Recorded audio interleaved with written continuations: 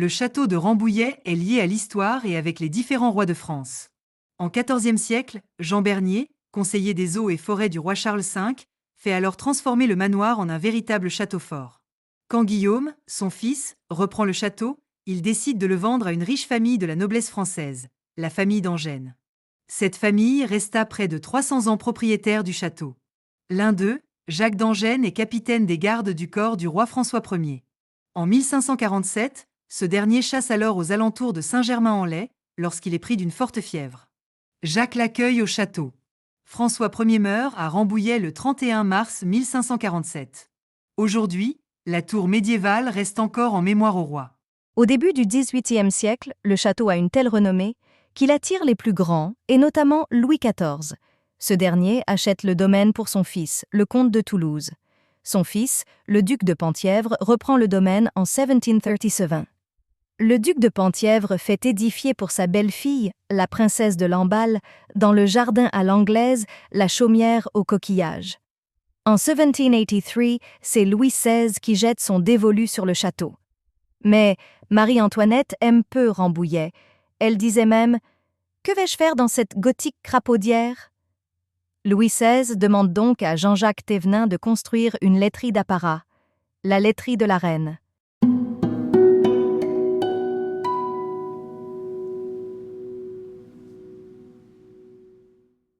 Lors de la Révolution française, la constitution de la liste civile fait de Rambouillet un domaine royal. Le château de Rambouillet fait partie des domaines nationaux. Puis, il est complètement à l'abandon. Il subit la détérioration des révolutionnaires.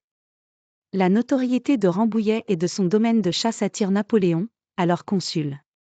Il décide de faire de Rambouillet son rendez-vous de chasse. En 1804, Rambouillet devient une résidence et un domaine impérial. Entre 1804 et 1815, Napoléon vient faire plusieurs séjours. Il viendra, en effet, environ une soixantaine de jours à Rambouillet. Il y organise plusieurs rendez-vous de chasse. Napoléon organise plusieurs conseils des ministres à Rambouillet. À la naissance du roi de Rome, Napoléon fait réaliser d'importantes transformations de l'ancien hôtel du gouvernement, aujourd'hui Palais Roi de Rome. Toutefois, le jeune roi de Rome ne viendra pas séjourner dans ce palais qui lui a été consacré. Après les 100 jours, période de l'histoire de France entre le retour en France de l'empereur Napoléon Ier, et la seconde abdication de Napoléon Ier, le 7 juillet 1815, Napoléon est condamné à l'exil sur l'île de Sainte-Hélène. En route vers l'exil, le 29 juin 1815, Napoléon part du château de Malmaison. Il passera sa dernière nuit au château de Rambouillet. Avec la chute de l'Empire, Louis XVIII vient principalement au château pour la chasse. À l'avènement de Charles X, le roi et la famille royale viennent régulièrement à Rambouillet.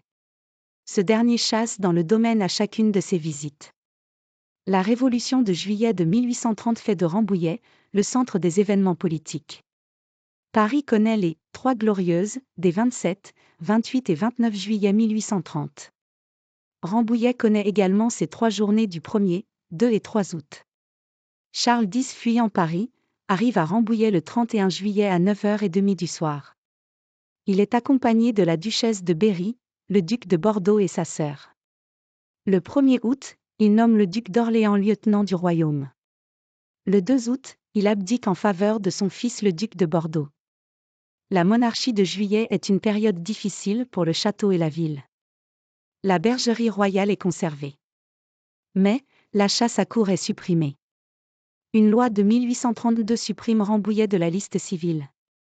Le château va pendant toute la période de la monarchie de Juillet être loué à des particuliers. En 1848, Rambouillet voit la proclamation de la Seconde République. Cette période n'est pas réellement propice pour le château. En effet, le domaine est encore voué à la location. À la proclamation du Second Empire, un décret de 1852 fait de Rambouillet un lieu d'accueil pour l'éducation des jeunes filles. Le Senatus consulte du 12 décembre 1852 rétablit Rambouillet dans la liste civile de l'empereur. Napoléon III vient à partir de 1859 pour chasser à courre dans la forêt de Rambouillet et ne cessera de venir chaque année pour les plaisirs de la chasse. En septembre 1870, la ville est occupée par des troupes prussiennes. En 1871, Adolphe Thiers prévoit de faire un séjour à Rambouillet avec sa femme. En décembre, un décret est signé, prévoyant un retour des biens meubles et immeubles dans le domaine de l'État. La Bergerie nationale est rattachée au ministère de l'Agriculture en janvier 1872. Le domaine de Rambouillet est utilisé par les présidents de la République pour les plaisirs de la chasse. En 1883, par décret, le château devient résidence présidentielle. Le premier président à venir pour son conseil des ministres est Félix Faure en 1896. Le château de Rambouillet a une longue histoire en tant que résidence présidentielle d'été, où de nombreux présidents de la République française ont reçu des dignitaires étrangers. De nombreux présidents, tels qu'Émile Loubet, Armand Fallières, Raymond Poincaré, Alexandre Millerand, Paul Doumer, Albert Lebrun et René Coty, ont utilisé le château comme résidence d'été et lieu de réception. Le général de Gaulle a également organisé de nombreuses fêtes et réceptions au château. En 1975, Valéry Giscard d'Estaing y a accueilli le premier sommet du G7, réunissant les chefs d'État les plus industrialisés de l'époque. François Mitterrand a initié la rénovation des jardins français du château. Du 6 février au 23 février 1999, le château de Rambouillet a accueilli les négociations sur le Kosovo.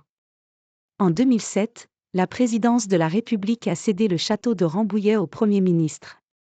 En contrepartie, la présidence a obtenu la gestion de la Lanterne, une autre résidence située à proximité du parc de Versailles.